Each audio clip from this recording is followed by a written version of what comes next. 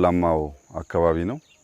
በዚህ ዓመት የበጋ ስንዴ 3.5 ሚሊዮን ሄክታር ታርሷል። ከዚህ የሚሰበሰበው ከ300 ሚሊዮን ኩንታል ያላነሰ እንደሚሆን ይጠበቃል። በዚህ አሁን ባለንበት አካባቢ ምስራቅ ሐረርጌ ቆላማው አካባቢ ማህበረሰቡ ከ4፣ 5፣ 6 ዓመት በፊት የሚኖረው በሴፍቲ ኔት ነው። እርሻ አያቅም። ይሄ ቦታ ታርሶ አያቅም። እንደ በረሃ የሚወሰድ ቦታ ነው። ከዚያም ቀደም ብሎ በርካታ ግጭት የሚደረግበት ብዙ ሰው ያለቀበት አካባቢ ነው።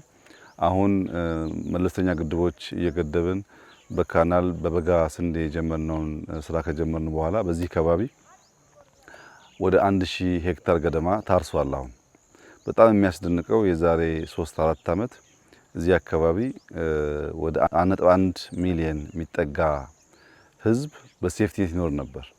አሁን 74% ነፃ ወጥቷል። የቀረውን 26% በሚቀጥሉት ማክሲመም 2 ዓመታት ነፃ እናውጣ ብለው እየሰሩ ነው ያሉት እና ከተረጂነት ወጥተን የኛን ሀብት ተጠቅመን ራሳችን መመገብ የምንችልበት ጅማሮ ስራ በጣም ፍሬ እያፈራ ካለባቸው አካባቢዎች አንዱ ምስራቅ ሐረርጌ ነው። ዛሬ ያየነውም ዘ ሆል ቫልዩ ታርሷል። ስንዴው ለአጨዳ ደርሷል።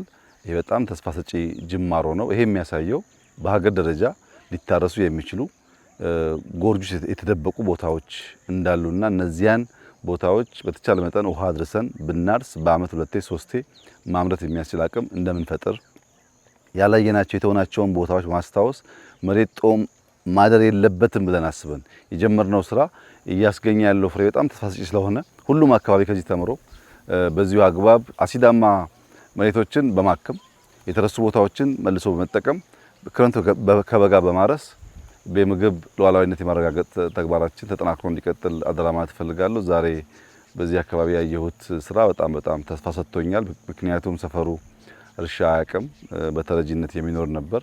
ራሱ አርሶ ራሱ መግቦ ከተረጂነት ነፃ ለመውጣት የሚደረገው ጥረት ትክክለኛ ነፃ የመሆን ነፃነትን የማወጅ ጉዞ ሂደት አካል አድርጌ ስለምወስደው ሁሉም የኢትዮጵያ ማህበረሰብ በቂ ቦታ አለን፣ በቂ ውሃ አለን። መትጋት መስራት ማየት ከቻል ኢትዮጵያ መርዳት የሚገባት ሀገር አይደለችም። ራሷን መገብ ትችላለች።